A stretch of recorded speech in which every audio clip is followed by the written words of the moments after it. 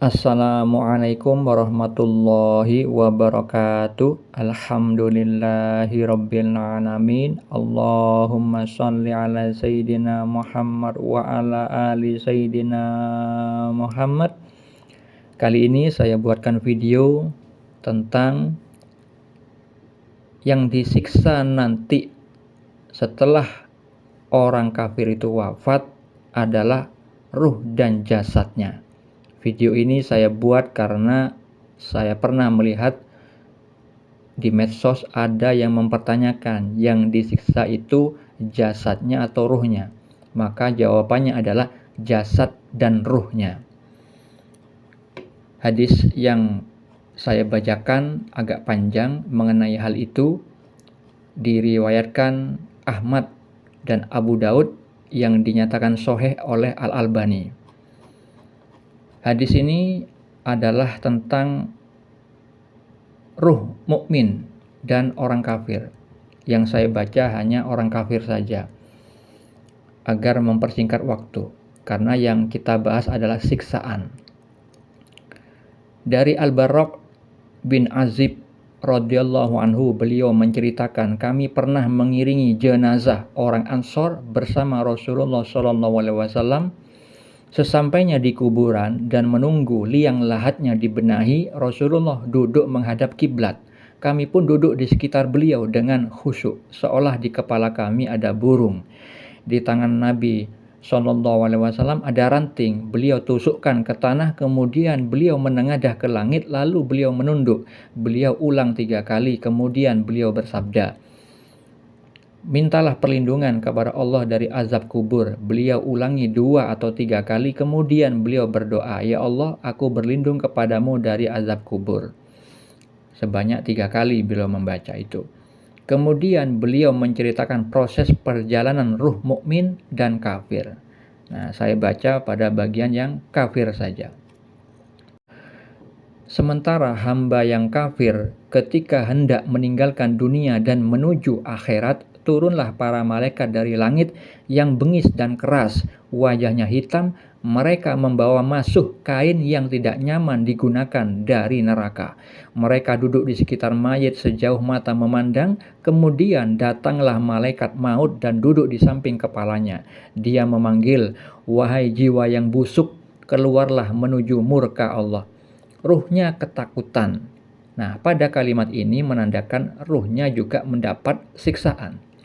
Ruhnya ketakutan dan terpencar ke seluruh ujung tubuhnya. Lalu malaikat maut menariknya, sebagaimana gancu bercabang banyak ditarik dari wol yang basah, sehingga membuat putus pembuluh darah dan ruang tulang. Dan langsung dipegang malaikat maut. Para malaikat yang lain tidak meninggalkan walaupun sekejap, dan mereka langsung mengambilnya dari malaikat maut. Kemudian diberi masuk yang mereka bawa. Ruh ini keluar dengan membawa bau yang sangat busuk, seperti busuknya bau bangkai yang pernah ada di muka bumi. Mereka pun naik membawa ruh ini. Setiap kali mereka melewati malaikat, malaikat itu pun bertanya, ruh siapa yang buruk ini? Mereka menjawab, Fulan bin Fulan, dengan nama yang paling buruk yang pernah dia gunakan ketika di dunia, hingga mereka sampai di langit dunia. Kemudian mereka minta dibukakan, namun tidak dibukakan. Ketika itu Rasulullah SAW membaca firman Allah dalam surat Al-A'raf ayat 40, orang yang mendustakan ayat-ayat kami dan menyombongkan diri terhadapnya, tidak akan dibukakan bagi mereka pintu-pintu langit dan tidak pula mereka masuk surga, hingga unta masuk ke lubang jarum. Ini bahasa perumpamaan dari Nabi, hingga unta masuk ke lubang jarum, maksudnya adalah mustahil orang kafir itu masuk surga. Lanjut. Kemudian Allah berfirman, tulis catatan amal hambaku di sijin, di bumi yang paling dasar. Kemudian dikatakan, kembalikan hambaku ke bumi, karena aku telah menjanjikan bahwa dari bumi aku ciptakan mereka, ke bumi aku kembalikan mereka, dan dari bumi aku bangkitkan mereka untuk kedua kalinya. Kemudian ruhnya dilempar hingga jatuh di jasadnya. Nah, ini saudaraku, ya, dinyatakan bahwa ruhnya dilempar hingga jatuh di jasadnya. Jadi ruhnya itu mendapat siksaan. Kemudian Rasulullah SAW membaca firman Allah yang terdapat pada surat Al-Hajj ayat 31. Barang siapa mempersekutukan sesuatu dengan Allah, maka adalah ia seolah-olah jatuh dari langit lalu disambar oleh burung atau diterbangkan angin ke tempat yang jauh. Kemudian ruhnya dikembalikan ke jasadnya sehingga dia mendengar suara sandal orang yang mengiringi jenazahnya ketika pulang meninggalkan kuburan. Kemudian datanglah dua malaikat, gertakannya keras. Mereka pun menggertak si mayit dan mendudukkannya. Mereka bertanya, "Siapa Robmu?" Si kafir menjawab, "Hah? Hah? Saya nggak tahu. Apa agamamu?" Tanya malaikat, "Hah? Hah? Saya nggak tahu." Jawab si kafir, "Siapakah orang yang diutus di tengah kalian?" Si kafir tidak kuasa menyebut namanya lalu dia gertak, "Namanya Muhammad." Si kafir hanya bisa mengatakan, "Hah? Hah? Saya nggak tahu.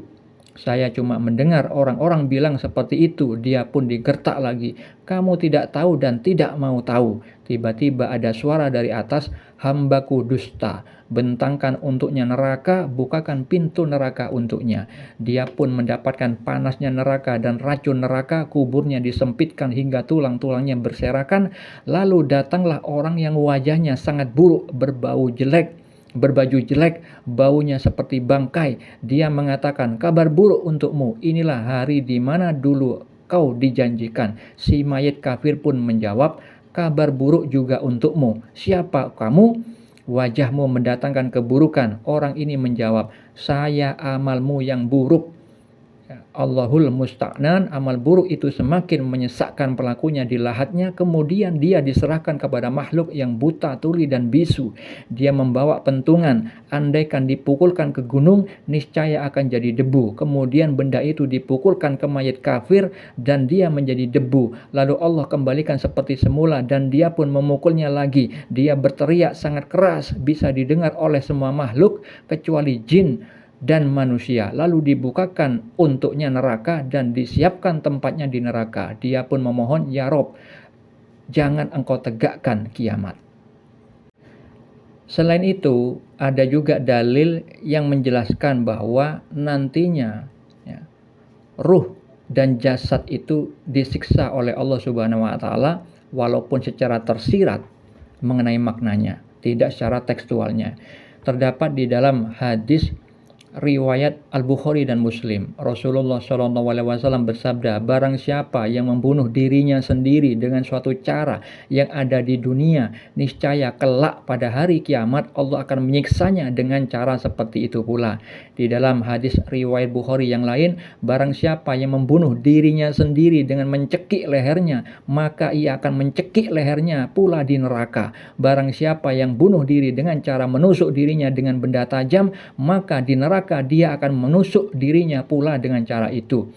Di dalam hadis riwayat Ahmad yang dinyatakan sahih oleh Syekh Al-Albani, Rasulullah bersabda, "Barang siapa yang menceburkan dirinya ke dalam api, maka Allah akan menyiksanya di neraka dengan cara menyeburkan diri dalam api pula." Nah, kalau misalkan orang yang bunuh diri, hukumannya nanti di akhirat itu bunuh diri juga. Ya, dengan cara yang sama yang dilakukan ketika hidup di dunia, ketika dia bunuh diri di dunia. Nah, kalau misalkan di dalam hadis tadi itu dinyatakan disiksa dengan bunuh diri seperti yang dia lakukan di dunia, maka itu berarti ruh dan jasadnya ya, sama-sama disiksa. Karena yang namanya bunuh diri itu jasad yang melakukan, ruhnya lepas ya, dari tubuhnya, maka dia dinyatakan mati. Kalau misalkan jasadnya saja, nggak mungkin dinyatakan bunuh diri karena sudah mati. Seperti itu saudariku penjelasannya, bahwa yang disiksa nanti baik itu orang kafir maupun orang munafik, intinya para pendosa yang nanti ketika matinya masih membawa dosa, itu yang disiksa itu adalah ruhnya dan jasadnya. Yang diperlakukan buruk itu ruhnya dan jasadnya. Dalil ini juga sekaligus menjawab bahwa yang dikatakan orang-orang yang berhakikat tapi sesat itu ya, menyatakan dirinya adalah Allah karena salah memahami tentang Nur Muhammad. Dikiranya ruhnya itu adalah bagian dari Allah, padahal Allah itu menyatakan ruhku, maksudnya adalah ruh milikku, ciptaanku. Begitu saudaraku. Semoga bermanfaat. Assalamualaikum warahmatullahi wabarakatuh.